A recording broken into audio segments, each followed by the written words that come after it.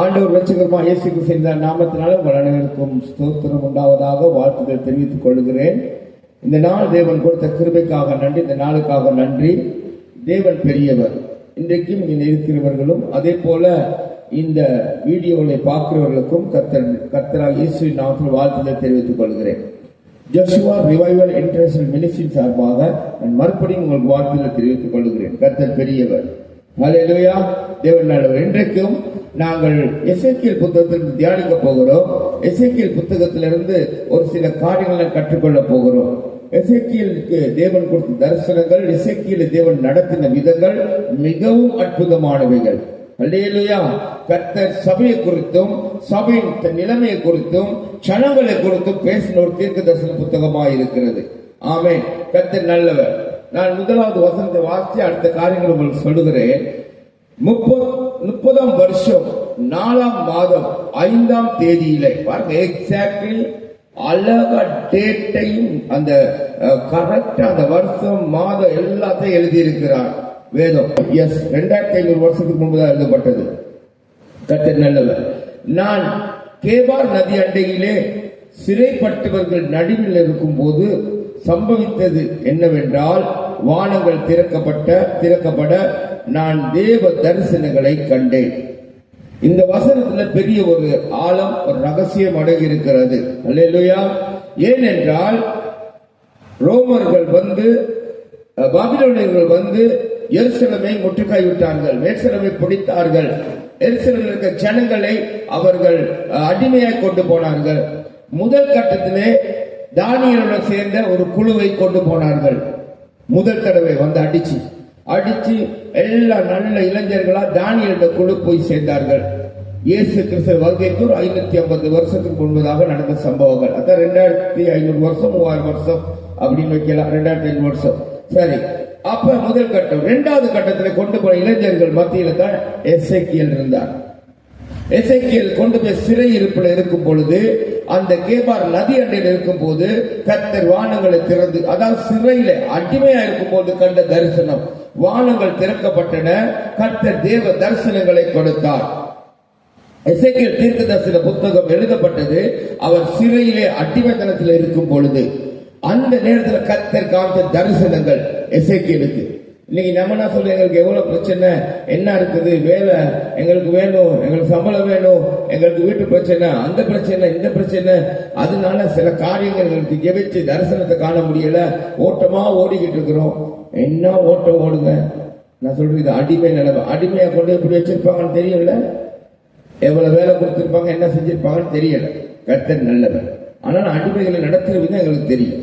பழைய காலத்துல படங்கள்லாம் பார்த்திருப்பீங்க தானே, இயேசு படம், அந்த படம் சரியா, மோசஸ் படம் பார்த்துட்டு அடிமையை எப்படி நடத்தினாங்கன்னு தெரிஞ்சிருக்கும். பைபிளை வாசிக்கணும், புரியும். கர்த்தர் நல்லவர். அப்ப அடிமையா இருக்க எசேக்கியேலுக்கு வானம் திறக்கப்பட்டதையும் தேவ தரிசனத்தை பார்க்க முடியும்னா, இன்றைக்கு நமக்கு ஏன் முடியாது? ஏன் தேவன் காட்ட மாட்டார்? நிச்சயம் காட்டுவார். எங்களுடைய இருதயம் அதுக்கு திறந்து இல்லை. இதுதான் முக்கியம்.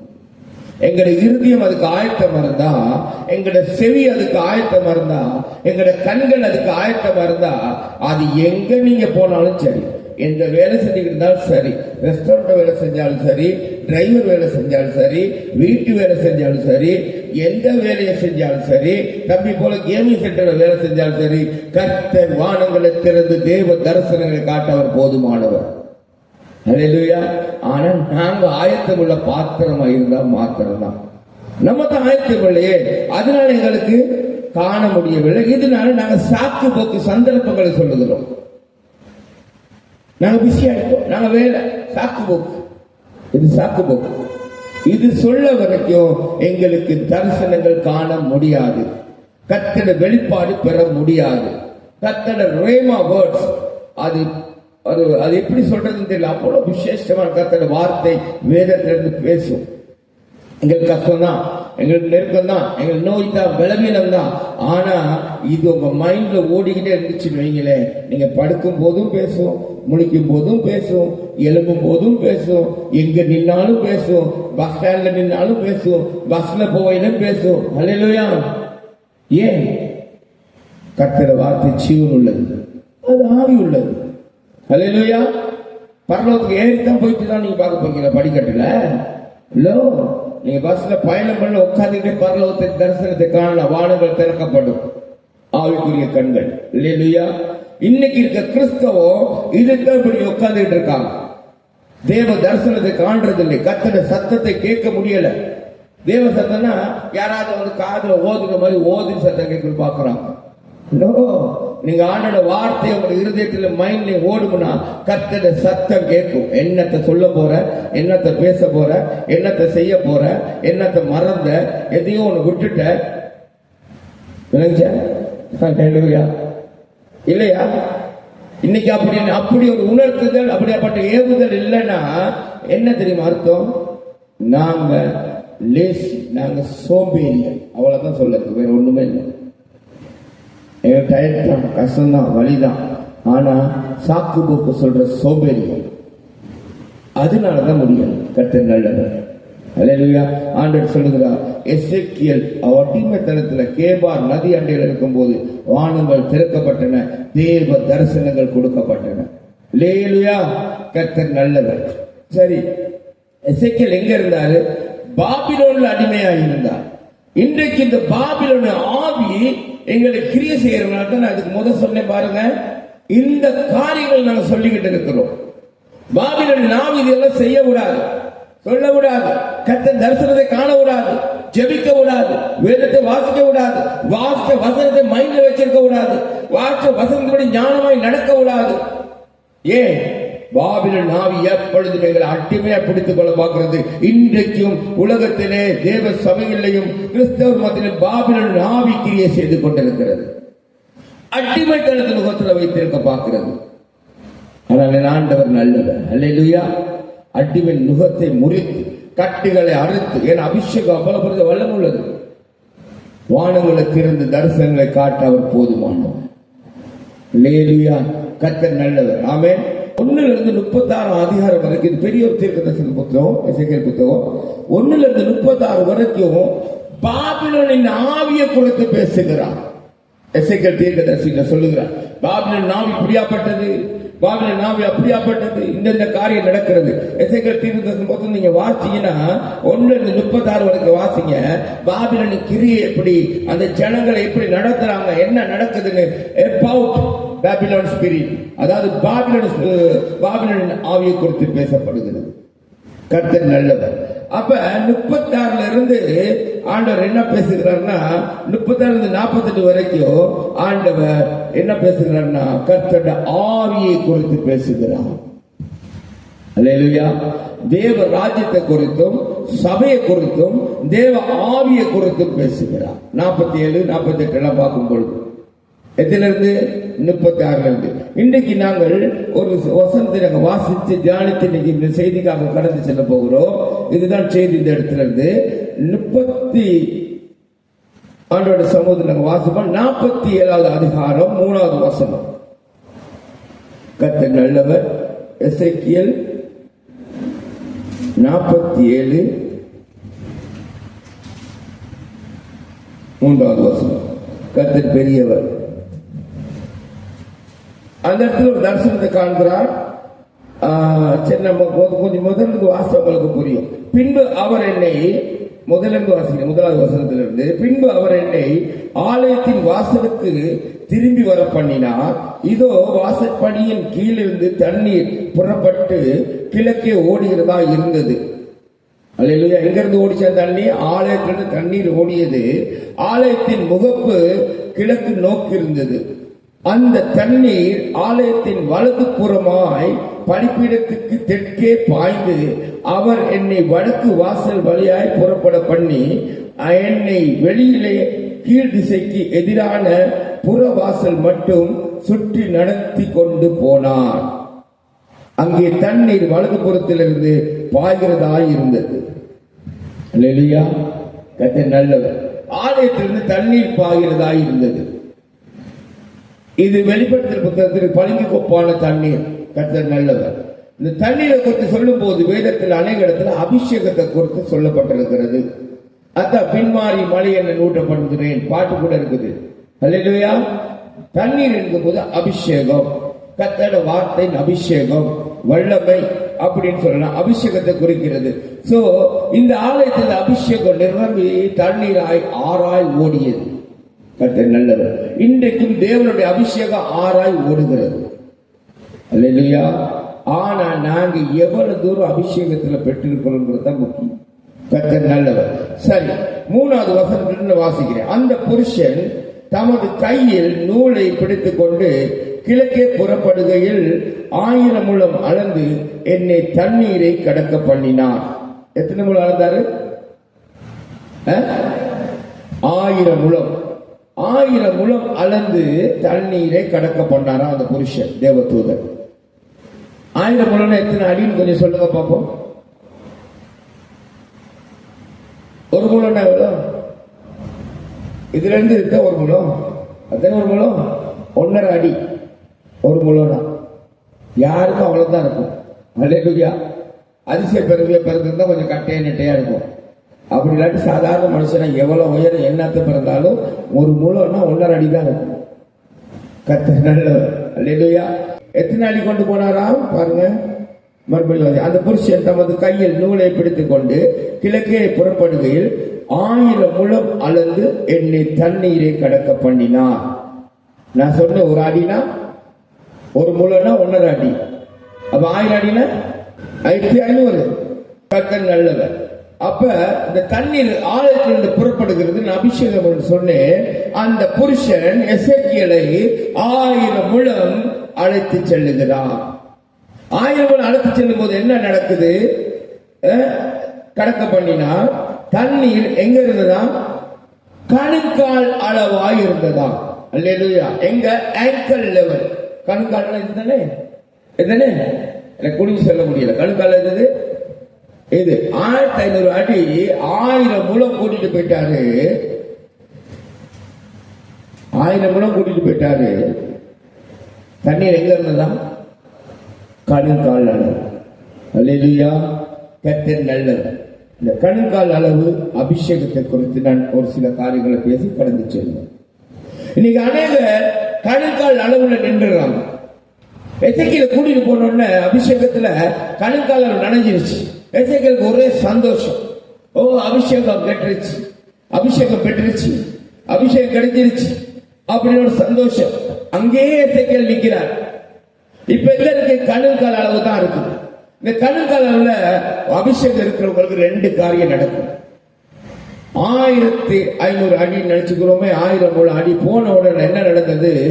கணுக்கால் நிரம்பின உடனே அபிஷேகம் நிரம்பி எசேக்கியேலுக்கு ஒரு பெரிய சந்தோஷம். ஆனா கணுக்கால் அளவு அபிஷேகத்தில் என்ன தெரியுமா நடக்கும்? நீங்க கால் வச்ச உடனே நனைஞ்சிருச்சு, வெளியே வந்து கொஞ்ச தூரம் போல அப்படியே காஞ்சி போயிடும். அல்லேலூயா. சபைக்கு வந்து கணுக்கால் அளவு அபிஷேகத்தில் நிரம்பினீங்கன்னா இங்க இருக்கும் போது நனைஞ்சிருப்பீங்க, இருப்பீங்க, அந்த வாசப்படி போல நனைஞ்சிருப்பீங்க, இந்த காஞ்சி போயிடும். இந்த அபிஷேகத்தில் நிக்கிறீங்களா? இந்த அபிஷேகத்தின் அனுபவத்தில் நிக்கிறீங்களா? கர்த்தர் நல்லவர். உடனே இருக்கிற மாதிரி இருக்கும், கொஞ்ச நேரத்தில் அப்படியே காஞ்சி போயிடும். கர்த்தர் நல்லவர். ஆண்டவர் அதை விரும்பவில்லை. ஏன்னா கணுக்கால அளவு அபிஷேகத்துல, கணுக்கால அளவுல அனுபவத்துல உங்களால் ஒண்ணும் செய்ய முடியாது. இன்னைக்கு கிறிஸ்தவர்கள் அப்படிதான் இருக்கிறாங்க. இது உங்களுக்கெல்லாம் கொடுத்த அழைப்பு, எங்களுக்கு கொடுக்கல. யாரு சொன்னது? எல்லாத்துக்கும் தேவன் அழைப்பு கொடுத்திருக்கார். புதிய ஏற்பாடு நாங்க ராஜரிக ஆசாரிய கூட்டம், அப்படித்தானே? அப்படித்தானே இருக்கும். அப்ப என்ன உங்களுக்கு கொடுத்த அழைப்பு, எங்களுக்கு கொடுத்த அழைப்பு? ஆண்டவர் பொறுப்பு ஒரு ஆளு கொடுத்திருப்பார், ரெஸ்பான்சிபிலிட்டி. நாங்க எவ்வளவு தூரத்துக்கு பொறுப்பா இருக்கிறோம், பாரமா இருக்கிறோம், அதுக்கு தகுந்த முதிர்ச்சிக்கு தகுந்த பொறுப்பு கொடுப்பாரு. ஆனா அழைப்பு எல்லாத்துக்கும் தான் கொடுத்திருக்காரு ஆண்டவர். அல்லேலூயா. தெரிந்து கொள்வது உங்களுடைய. நீங்க கணுக்கால் அளவு தெரிஞ்சுக்கிட்டு இதுதான் போதனை அப்படியே நின்னீங்கன்னா அப்படியே தான் நிற்பீங்க. இங்க இருந்து வெளியே போனோம்னா காஞ்சி போகும், நனைஞ்சது. இதுதான் இன்னைக்கு அபிஷேகமா இருக்கிறது. சிலர் அபிஷேகத்தை நாடுகிறதே இல்லை. கர்த்தர் ஆவியின் அபிஷேகத்தை நாடுகிறதே இல்லை. ஞானஸ்தான இடத்துல அப்படியே இருக்கிறாங்க பல வருஷமா. அபிஷேகத்தை பெற்று பார்த்தா தெரியாது ருசி. அபிஷேகம் பெற்றவனும் அபிஷேகம் பெறாதவனும் ஜெபிக்க விட்டு பாருங்க, அவங்க ஜெபம் பெறக்கூடும். அபிஷேகம் பெறாதவங்களோட ஜெபத்தை நான் சொல்லவா? நல்ல ஆண்டவர் இந்த நேரத்துக்காக நன்றி 2 நிமிஷங்கள் முடிச்சு போடுவாங்க. அந்த இயேசு நாமத்தில் சொல்றது கேட்கவும் கேட்காது. அவ்வளவு அவசரம் கோச்சு போறது, கோச்சு போயிடும், பிளைட் போயிடும், பிரியாணி முடிஞ்சு போயிடும். அதுக்கு ஜெபிச்சு குடிப்பாங்க. சத்தமும் கேட்காது, முடிவும் தெரியாது. அந்த முடிகிற நேரத்தில் பாத்தீங்கன்னா என்ன ஓட்டம் ஓடுவாங்க தெரியுமா? அபிஷேகம் இல்லாதவங்க. ஜெபத்தை நீ நல்லா கேட்டு பாருங்க. கர்த்தர் நல்லவர். ஆனா அபிஷேகம் பெற்றவங்களோட நீங்க இருந்து ஜெபிச்சு பாருங்களேன். நீங்க 5 நிமிஷம் ஜெபிச்சாலும் சரி, 2 நிமிஷம் ஜெபிச்சாலும் சரி, மணித்தியாலங்களை ஜெபிச்சாலும் சரி, அந்த ஜெபத்துல வித்தியாசம்.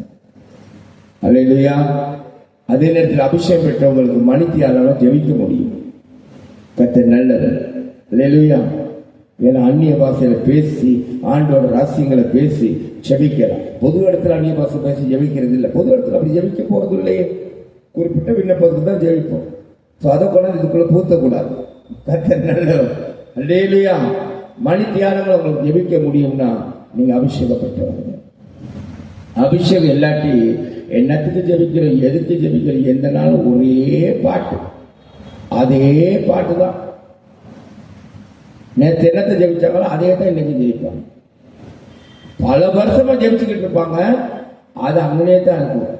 அந்த இயேசு சொல்றாரு தானே, உங்களுக்கு கடுகளவு விசுவாசம் இருந்தா இந்த மலையை பார்த்து பேர்ந்து போய் கடல்ல விழுன்னு சொன்னா விழுந்துடும் இல்ல? அது வசனம் இருக்குதா? ஆனா பல வருஷமா ஜெபிக்கிறாங்க, வந்து எட்டி பாக்குறாங்க. பல வருஷமா ஜெபிக்கிறாங்க, வந்து எட்டி பாக்குறாங்க. அந்த கல் அங்கேயே தான் இருக்கு. மனுஷன் மாறின பாடும் இல்ல, நாங்க மாறின பாடும் இல்ல, மலை மாறின பாடும் இல்ல, கல்லு மாறின பாடும் இல்ல. கர்த்தர் நல்லவர். அல்லேலூயா. இது யார் தெரியுமா?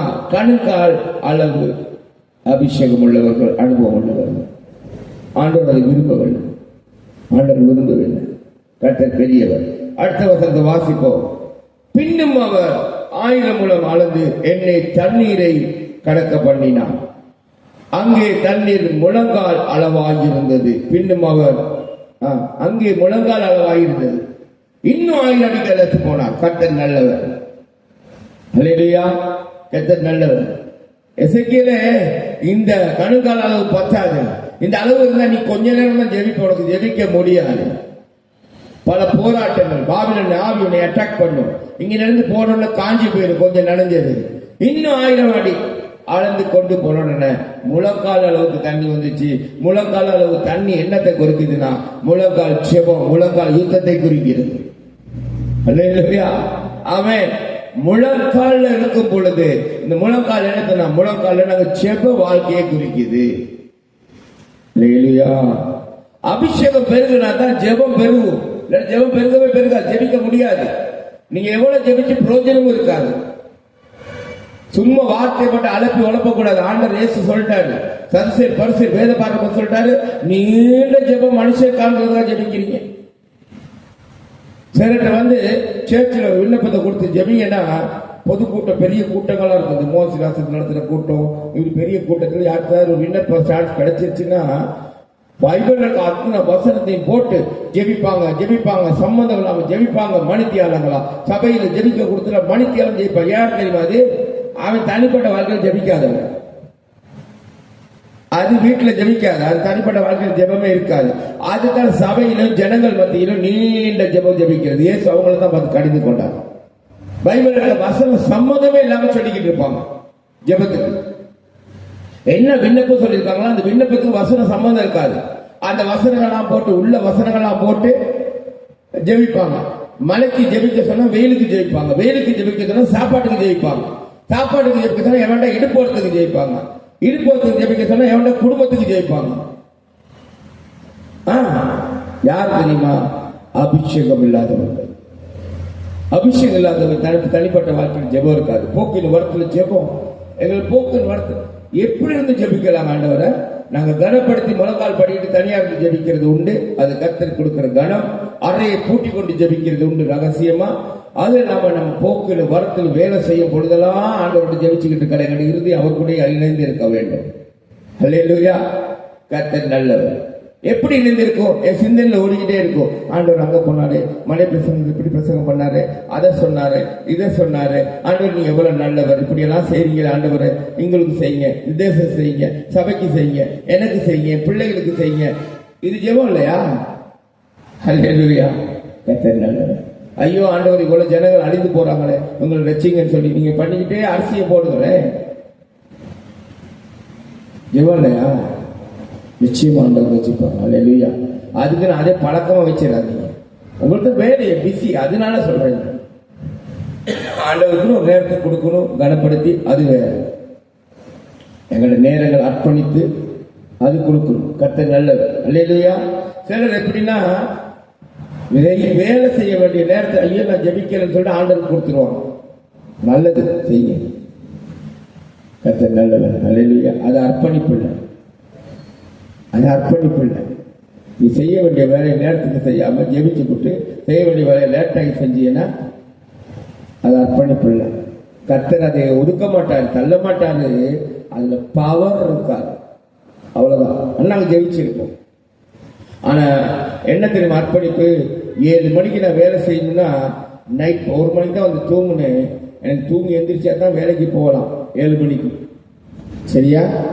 ஆனா நான் ஆண்டவருக்கு ஒரு நேரம் கொடுக்கணும், நான் ஜெபிக்கணும்னு சொல்லி 7 மணிக்கு வேலைக்கு போக வேண்டிய ஆளு. நல்லா கேட்டுக்கொள்ளுங்க. நைட் 1 மணிக்கு தான் வந்து படுக்கிறோம். 1 மணிலேருந்து 7 மணி வரைக்கும் எத்தனை மணி தியாலம் இருக்குது சொல்லுங்க? 6 மணி தியாலம் இருக்குது. 5 மணி நேரம் ஜெபிச்சு 5 மணி நேரம் நாங்க படுத்து எந்திரிச்சு ரெடியாகி ஒரு 1/2 ஹவர் வேலைக்கு போறதுக்கு போது நான் கர்த்தர் கட்டாயம் கொடுத்துறேன்னு உங்க மனதால் அதுக்கு மேல கொடுக்கணும், கொடுத்து பாருங்க. இது அர்ப்பணிப்பு. இது அர்ப்பணிப்பு. அது வீட்டு வேலையா இருக்கலாம், கவர்மெண்ட் வேலையா இருக்கலாம், நீங்க ஹோட்டல் வேலையா இருக்கலாம், உங்க சம்பளத்துக்கு வேலை செய்யறதா இருக்கலாம். இது அர்ப்பணிப்பு. எங்கட சொந்தத்தை, எங்க தூக்கத்தை, எங்க சுகபோகத்தை ஆண்டவருக்கு விட்டு கொடுக்கறது தான் அர்ப்பணிப்பு. எங்கட கடமையை விட்டு கொடுக்கல. எங்களுக்கு வேலை இருக்கும், கடமை இருக்கும், அதை விட்டு கொடுத்துட்டாங்க. ஆண்டவர் சமூகத்தில் உட்கார்ந்து இருக்கிறது அர்ப்பணிப்பில் ஆண்டவர் அதை ஏற்றுக்கொள்ளவும் மாட்டார். எங்க ஆண்டவர் டீசென்ட் அண்ட் பெர்ஃபெக்ட் காட். அவர் எல்லாத்துலயும் கரெக்டா ஒழுங்கா இருக்கிறார். ஒழுங்கினவன் ஆண்டவர் எங்க ஆண்டவர். சொல்லுங்க. கர்த்தர் நல்லவர். இல்லையா? தம்பிக்கு வேலைக்கு டியூட்டிக்கு எத்தனை மணிக்கு இருக்கு தம்பி? 12 மணிக்கு. 12 மணிக்கு டியூட்டிக்கு போகணும். சரியா? நீங்க 12 மணி வரைக்கும் தூங்கிட்டு ஐயோ பதட்டத்துல வேலைக்கு ஓடையில நீங்க ஜெபிச்சுட்டு போனீங்கன்னா அது அர்ப்பணிப்பு இல்லை. ஆண்டவர் ஜெபத்தை கேட்க மாட்டேன் நான் சொல்லவும் இல்லை, அவருக்கு தள்ளுவார்னு சொல்லவும் இல்லை. ஆனா என்னோட வாழ்க்கையை அர்ப்பணிக்க நான் பழகிக்கணும். 12 மணிக்கு வேலை, நைட்டு டியூட்டி கூட முடிச்சுட்டு வந்து படுத்திருக்கிறோம்.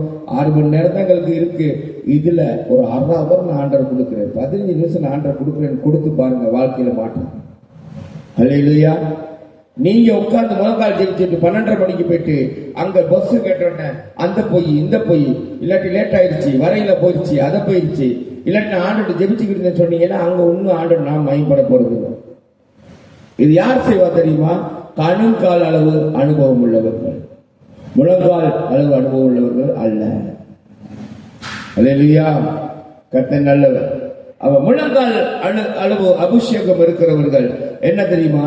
தேவனுக்கு அர்ப்பணித்து தங்களை செபிக்கிற அனுபவம். அல்லேலூயா. கர்த்தர் நல்லவர். சரி, என்ன செஞ்சிட்டாரு? நல்ல ஜெபிக்க பழகிட்டு ஜெபிக்கிறேன், ஆண்டவர் பதில் கொடுக்கிறாரு, திருப்தியாக அங்கேயே இருக்க பழகிட்டாரா? அங்கே நின்றுட்டாரு. ஆண்டவர் சொல்றாரு, நோ நோ நோ, இது இல்லை, உன்னைய கொண்டு இன்னும் நான் பெரிய காரியம் செய்யணும், இதுக்கு மேல காரியம் செய்யும். அல்லேலூயா. கர்த்தர் நல்லவர். அதனால என்ன செய்யறாரு? கணுக்கால் முழங்கால் அளவுல இருந்து அளவாயிருந்தது, பின்னும் அவர் 1000 முழம் அளந்து என்னை கடக்க பண்ணினார். அங்கே தண்ணீர் இடுப்பு அளவாயிருந்தது. அல்லேலூயா. கர்த்தர் நல்லவர். ஆமென். இடுப்பு அளவு வந்துருச்சு. இப்ப முழங்கால் அளவு எங்க வந்துருச்சு? அபிஷேகம் இடுப்பு அளவு வந்துருச்சு. கர்த்தர் நல்லவர். அல்லேலூயா. இடுப்பு அளவு அனுபவம் என்னன்னு சொன்னா பலன் கொள்கிறது ஆண்டவருக்குள்ள. ஆமென். இடுப்பளவு அபிஷேகம் இருந்தா எதையும் தாங்க, எதையும் சகிக்க, எதையும் செய்ய விசுவாசத்துல பெருகிருப்போம், பலத்துல பெருகிருப்போம். இடுப்பு சத்திரத்தை சொல்லுவாங்க. என்ன சொல்றது பைபிள்? அரை இடுப்பு பெல்ட் பத்தி சொல்லுதா இல்லையா? செடி அடிக்கிறது பெல்ட் கட்டிக்கன்னு சொல்லுது, பைபிள்ல இருக்குது. அரை கச்சை, அரை கச்சைனா இடுப்பு பெல்ட். இது இடுப்புக்கு கலிசான ஒழுங்கா போடணும், கலிசா காலி கீழே வந்துடும். அதுக்கு தான் பெல்ட் போடணும். இடுப்பு சத்து, இவெல்லாம் இடுப்பு சத்து இல்லாதவங்க பேசுவாங்கல்ல, பேசுவாங்களா? சொல்லுவேன், பேசுறாங்க தானே சார். கொஞ்சம் அப்படி இப்படி வேலை செஞ்சுட்டான், அதெல்லாம் இடுப்பு சத்து இல்லாத ஆளு. ஒரு வேலை செய்ய தாய்க்கு இல்லை, ஒரு பாரத்தை தூக்க முடியல, இல்ல அதை பண்ண முடியும் எதை பண்ண முடியும் பேசுவாங்க. அப்ப இடுப்பளவு அபிஷேகங்கிறது எங்கள் ஆளுக்குரிய வாழ்க்கையின் பலன். அல்லேலூயா. எந்த போராட்டம் வந்தாலும் தாங்கி நிற்கிற பலன், எதுக்கு முகம் கொடுக்கிற பலன். அல்லேலூயா. இடுப்பளவு அபிஷேகம் இருக்கிற அனுபவம் எதுக்கு முகம் கொடுக்கிற பலன், நோங்களை முறிக்கிற பலன், கட்டைகள் அறுக்கிற பலன். அல்லேலூயா. இல்லாத நேரத்தில் இருக்கிறது போல் நடந்து கொள்கிற பலன். கர்த்தர் நல்லவர். முழங்கால் அபிஷேகத்தில் இருந்த எசேக்கியேல் இதுல திருப்தி அடைஞ்சிட்டாரு. ஆண்டவர் சொல்ற, நோ நோ நோ, இது பத்தாது, இது இருந்தா நீ இதோட முடிச்சுட்டு போயிருவ, உனக்கு பலன் இருக்காது. பலன் இல்லாத நேரம் சத்துவ உழுந்து போயிருவ, அதனால பலன் கொள்ளு. இடுப்பளவு அனுபவத்துக்கு கொண்டாடுற அபிஷேகத்தை. அல்லேலூயா. கர்த்தர் நல்லவர். இன்னைக்கு கணுக்கால அளவு அபிஷேகம் பெறாத கிறிஸ்தவ ஜனத்தை 20 வருஷம் 30 வருஷம் சமைச்சு வைக்குது. 50 வருஷம் துவங்கி போது கணுக்கால அளவு கூட அபிஷேகம் இல்லை, சத்தியத்தை அறியாதபடினால. கர்த்தர் நல்லவர். இப்ப இடுப்பளவு பலன் என்னன்னா 1000 இன்னொரு 1000 மூலம் கொண்டு போனாரு. கர்த்தருக்குள்ளே பலன் கொள்ளுகிறது, கர்த்தருக்குள்ளே விசுவாசம் கொள்ளுகிறது, கர்த்தரே நம்பிக்கையை கொள்ளுகிறது. அல்லேலூயா. கர்த்தர் நல்லவர். ஆமென். இடுப்பளவு பலன் உள்ள அபிஷேகம் உள்ளவர்கள் அவர்கள் எதை சகிப்பார்கள், எதை தாங்குவார்கள், எதுக்கு துணிந்து நிற்பார்கள். கர்த்தருக்காக எதுக்கு அர்ப்பணிக்க லேசு. அவர்கள் என்ன செய்வார்கள், மாம்சத்துக்கு இடம் கொடுக்க மாட்டார்கள். இன்னைக்கு மாம்சத்துக்கு இடம் கொடுக்கிற அநேக கிறிஸ்தவர்கள் உண்டு. இடுப்பளவு அபிஷேகம் இருக்கிறவர்கள் ஒரு நாள் மாம்சத்துக்கு பலன் கொடுக்க மாட்டார்கள், அவர்கள் ஆவிலே பலன் கொண்டவர்கள் ஆகியிருப்பார்கள். அல்லேலூயா. கர்த்தர் நல்லவர். ஆமென். இடுப்பளவு அபிஷேகம் ஆண்டவர் எசேக்கியேல் சொல்லுகிறார், தூதனை அனுப்பி, நீ முழங்கால அளவுல இருந்துடாத, உனக்கு பலன் இல்லாட்டி உழுந்து போயிருவ, அதனால இடுப்பளவு அபிஷேகத்துக்கு வா, நீ பலன் கொண்டவனாய் எதை தாங்கி எதுக்கு முகம் கொடுத்து பலன் கொண்டவனாய் நிற்பா. அல்லேலூயா. கர்த்தர் சமுதிரம் நிற்க முடியும் சொல்லுகிறார். சரி, எசேக்கியேல் இடுப்பளவு நாங்க தான் பலன் கொண்டுட்டோமே, இப்பதான் நாங்க பலசாலிகளே, எங்களுக்கு செய்ய முடியும், வேற வசன வெளிப்பாடு வருது, ஜெபிக்க முடியும், கை நீட்டி ஜெபிச்சா சுகம் படுறாங்க, தீர்க்க தரிசனம் சொல்றோம், அதை செய்யறோம், இதை செய்யறோம், நோயாளிக்கு ஜெபிக்கிறோம், எங்களை கூப்பிடுறாங்க, பிரசங்கம் பண்றாங்க. ஏன் பலன் இருக்குல்ல, அபிஷேகம் இடுப்பளவு இருக்குல்ல, அப்படின்னு எசேக்கியேல் சந்தோஷமா இருந்துட்டார். கர்த்தர் நல்லவர். அல்லேலூயா. ஆண்டவர் சொல்றாரு, இன்னும் நீ பலன் கொண்டா மட்டும் பத்தாது, இதெல்லாம் செஞ்சா மாத்திரம் பத்தாது, இடுப்பளவு உனக்கு போதாது. என்னன்னு பாருங்க, அடுத்தது வாசிங்க. அதை தொடர்ந்து 5வது வசனம். பின்னும் அவர் 1000 முழம் அளந்தார், அங்கே அது நான் கடக்க கூடாத நதியாயிருந்தது, தண்ணீர் நீச்சல் ஆழம், கடக்க முடியாத நதியாயிருந்தது. அல்லேலூயா. இடுப்பளவு வந்த பிறகு ஆண்டவர் சொன்னாரு, எசேக்கியேலே இது போதாது, இது போதாது, இன்னும் 1000 முழம் அளந்து கொண்டு போனார், அங்கே நதி கடக்க முடியாத நதியா இருந்தது. எத்தனை? கடக்க முடியாத நதி. அப்படின்னா என்னது? கடக்க முடியாத நதி சொல்லுங்க. இங்க இருந்தா கடந்து போயிருவீங்கல்ல. கடக்க முடியாத நதி எவ்வளவு ஆழமா இருந்திருக்குன்னு சொல்லுங்க. நீச்சல் ஆழம் எவ்வளவு தூரத்துக்கு ஆழம் நீச்சல் பண்ணுவீங்க? அவ்வளவுதான். இங்க முழங்காலத்துக்கு இருந்தா நீச்சல் பண்ண முடியுமா? அடிச்சாதான் கால் கீழே பண்ணணும், முடியாது. இடுப்புல இருந்தாலும் பத்தாது, இங்க கழுத்துக்கு மேல இருக்கணும், இப்படி முழுகிற அளவுல இருக்கணும் இல்ல. அதுதான் நீச்சல் ஆழம்பாங்க. மூழ்கிற ஆழம். ஒரு மனுஷன் நின்னா எனக்கு மூழ்கிற ஆழம் இருந்தா தான் எனக்கு சரியா நீந்த முடியும், அதுதான் சரியான இதுன்னு நினைக்கிறேன். சரி பாருங்க, கர்த்தர் நல்லவர். இப்ப நதி எங்க இருக்குது? கழுத்துக்கு மேல, கடக்க முடியாது. கழுத்துக்கு மேல இருந்து அப்படி நடந்து போகலாமா? அழகா இடுப்பளவு இருந்தா கூட நடந்து போயிடலாம்ல. கடவுள் நடந்து பார்த்துருக்கீங்களா? ஆத்துல நடந்து பார்த்துருக்கீங்களா? நடந்து பாருங்க. இடுப்பளவு தான் நடக்கலாம், அதுக்கு மேல வந்துச்சுன்னா நடக்க முடியாது. இங்க வந்துச்சு நடக்க முடியுமா? முடியாது. எப்ப இப்படி பண்ணி நீச்சல் தெரியல இப்படி பண்ணிக்கிட்டு தான் போகணும், சும்மா போக முடியாது. அடுத்த 1000 முழம் அளந்த உடனே அது கடக்க முடியலா இருந்தது எசேக்கியேல். இப்ப கடக்க முடியல. அந்த நதி அவ்வளவு ஆழமா இருந்தது அந்த இடத்துல. அது எப்படி இருந்தா, தண்ணீர் நீச்சல் ஆழமாக இருந்தது. அல்லேலூயா. என்னதான் நீச்சல் ஆழமும் கடக்க முடியாத நதியுமாயிருந்தது. அடுத்த அனுபவம் எங்க கொண்டு போறாருன்னா, நீச்சல் ஆழம் கடக்க முடியாத நதி. அடுத்த வசனம் 6வது வசனம், அவர் என்னை நோக்கி, மனுபுத்திரனே இதை கண்டாயா என்று சொல்லி என்னை நதியோரமாய் திரும்ப நடத்தி கொண்டு போனான். அல்லேலூயா, அல்லேலூயா, அல்லேலூயா. கர்த்தர் நல்லவர். நான் நடந்து வருகையில் இதோ நதியோரத்தில் இக்கரையிலும் அக்கறையிலும் புறப்பட்டு போய் வனாந்திர வழியாய் ஓடி கடலில் விழும். இது கடலில் பாய்ந்து விழுந்த பின்பு அதன் தண்ணீர் ஆரோக்கியமாகும். கர்த்தர் நல்லவர். அதில் தண்ணீர் என்ன ஆகுமா? ஆரோக்கியமாகும். நீச்சல் ஆழம் கிழக்குக்கும் மேற்குக்கும் தூரம். எவ்வளவு தூரம் தெரியுமா? அது என்னத்தை குறிக்குதுன்னா, நீச்சல் ஆழம் அந்த இடுப்புக்கு மேல பலன் கொண்டவர்களை கத்தர்த்து அதுக்கு அங்கிட்டு நடத்துவார். ஏன்னா எங்களுக்கு கடந்து போக முடியாது அந்த அபிஷேகம். அல்லேலூயா. அந்த அபிஷேகம் எங்களுக்கு கடந்து போக முடியாது, எங்களுக்கு கண்ட்ரோல் பண்ண முடியாது. இடுப்பு அளவுக்கும் எங்களுக்கு கண்ட்ரோல் பண்ணலாம். நாங்க பலன் கொண்டோம், இதை நிப்பாட்டுவோம், நிறுத்துவோம், போதும் அப்படின்னு செய்யலாம்.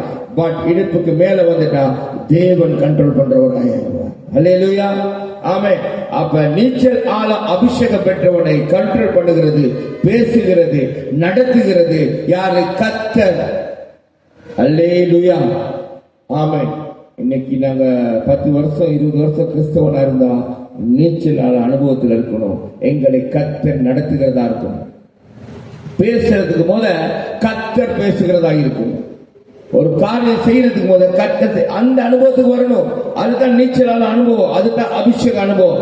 அபிஷேகம் ஒரு மேல இருந்தா வாங்கிட்டு அபிஷேகத்தை பெருக பண்ணும் போது, நான் பிரசங்கம் பண்ணும் போது இன்னைக்கு என்னத்தை பிரசங்கம் பண்ண ஆண்டவரை இதைத்தான் பேசு, ஆண்டவர் நடத்துவார்.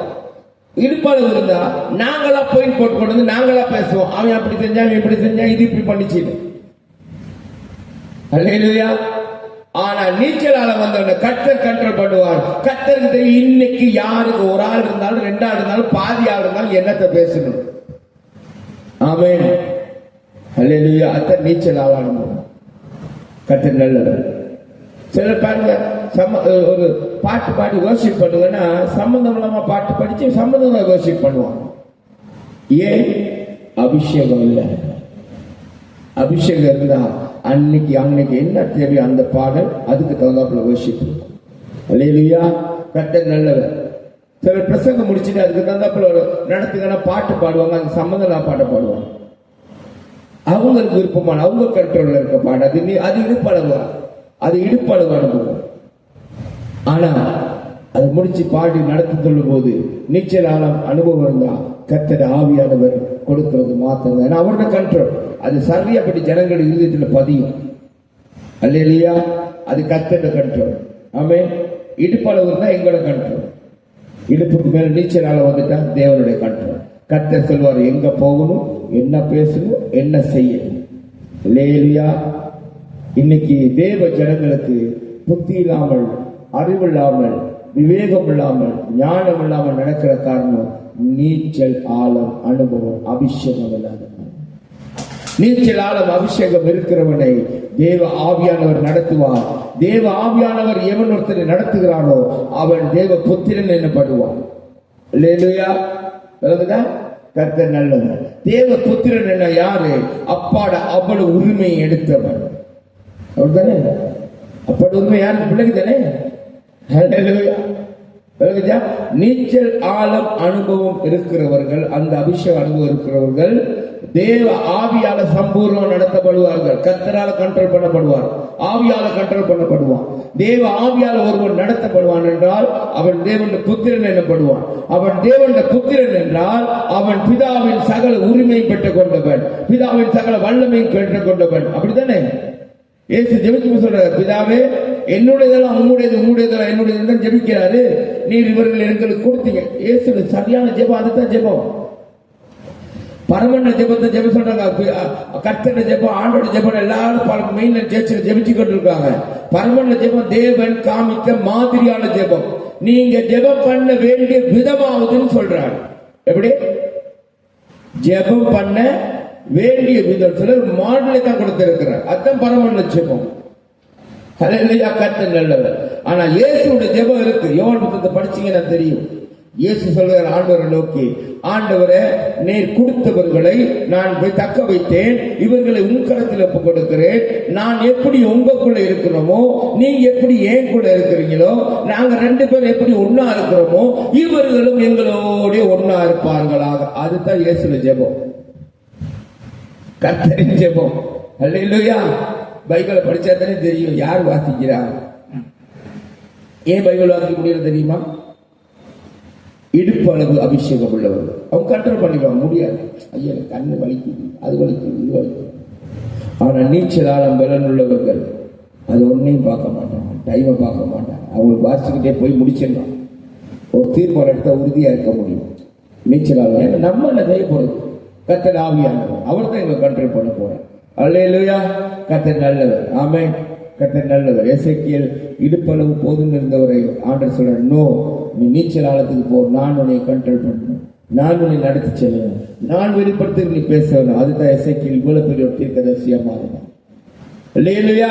கர்த்தர் நல்லவர். அதுதான் எசேக்கியேல் போயிட்டு என்ன செய்யறாரு? உலர்ந்த எலும்புக்கு பேசுற சரசரன்னு அது எலும்புது. அல்லேலூயா. கர்த்தர் நல்லவர். ஆமென். 37வது அதிகாரத்தில் சரியா ஆண்டவர் அது காரணம் எசேக்கியேல பாருங்க. எசேக்கியேல் ஆவியில நடத்துதல் கர்த்தர் நல்லவர். அல்லேலூயா. அபிஷேகம் நீச்சல் ஆழம் அனுபவத்துக்கு வரலாற்றி நாங்க எங்களை கண்ட்ரோல் பண்ணிக்கிறோம். ஆண்டோட கண்ட்ரோலுக்கு இடம் கொடுப்போம். அப்புறம் பாட்டு பாடுவோம், நாதாவும் திருக்கரத்தில் இசை கருவீனா.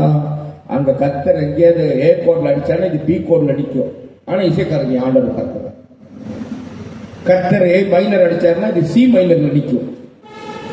எப்படி இசைக்கருவி ஆகணும்? அவர் கண்ட்ரோலுக்குள்ள வந்துடும், அவர் ஆளுக்குள்ள வந்துடும். அது நீச்சலாளம் அபிஷேகம் அனுபவம். அல்லேலூயா. அவர் கண்ட்ரோலுக்குள்ள வந்துட்டா, அவர் அபிஷேகத்தில் நாங்கள் நிரம்பிட்டா, அவர் எங்களை நடத்தினா, மகனே நீ என்ன செய்யணும், நீ எந்த இடத்துக்கு வேலைக்கு போகணும், உனக்கு என்னத்தை கொடுக்கணுங்கிறதை நல்லா அறிந்திருக்கிறார் பிதா. அல்லேலூயா. ஒருவர் ஞானத்துல குறைவா இருந்தால் பரம்பிதாக்கள் கேட்ட கொடுப்பேன்னு சொன்ன ஆண்டவர் கொடுக்காம போயிடுவாரா? மாம்ச பிதாவை நீங்களே முட்டையை கேட்டா தேவை கொடுப்பீங்க உங்க பிள்ளைகளுக்கு அப்படின்னு வசனம் சொல்றது இயேசு. அவர் பரமபிதா எவ்வளோ எங்க மேல கருத்து உள்ளவராய் கரிசனை உள்ளவராக இருக்கிறார். அல்லேலூயா. அவர் கண்ட்ரோல் இருப்போம் என்றார். உங்களுக்கு உங்களோட படிப்புக்கு உங்களுக்கு தேவைக்கு என்ன தேவையோ அதை கரெக்டா கொடுத்துருங்க. அல்லேலூயா. ஆமென். இதுதான் நீச்சலான அபிஷேகம். இல்லாட்டி நாங்கள் என்ன செய்வோம்? நாங்களா பதறி ஓடி தேடுவோம், கிடைக்கும், கர்த்தர் கிருபை கொடுப்பாரு. ஆனா என்ன செய்வோம்? அதுல கஷ்டப்படுவோம். ரொம்ப கஷ்டப்பட்டு போராடித்தான் அதை கொண்டு போகணும். சரியா? 1000 வந்தா 1000 மிச்சப்படுத்த முடியாது. 1000 வந்தா 700 செலவழிச்சு 300 தான் மிச்சப்படுத்தலாம். அந்த 300 மத்த செலவுக்கு போயிடும். கர்த்தர் நல்லவர். ஆனா ஆண்டவரா கொண்டாந்து கொடுத்தா அதுல வேதனை கூட்ட மாட்டாரு.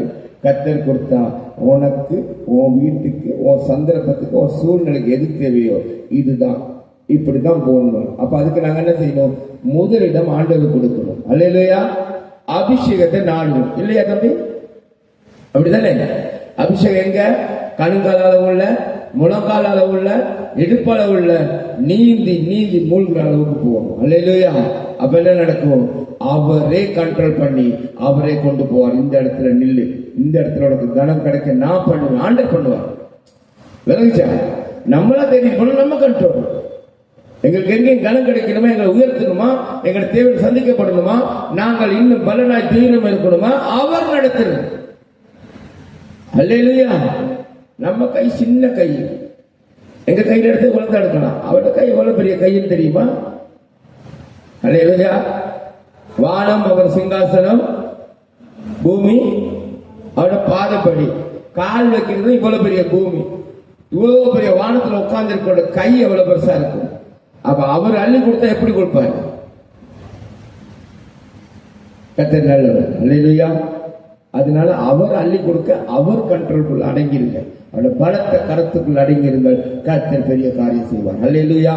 நீச்சலான அனுபவம் அபிஷேகத்தை பெற்று கர்த்தரால் நடத்த பழகி கொள்ளுங்கள். எங்களுடைய வாழ்க்கையை செழிப்பும் விருத்தி அடைந்ததும் பக்தி விருத்தி உள்ளதுமாக இருக்கும். கர்த்தருக்கு வைராக்கியம் உள்ளவர்களாக இருக்கும். அல்லேலூயா.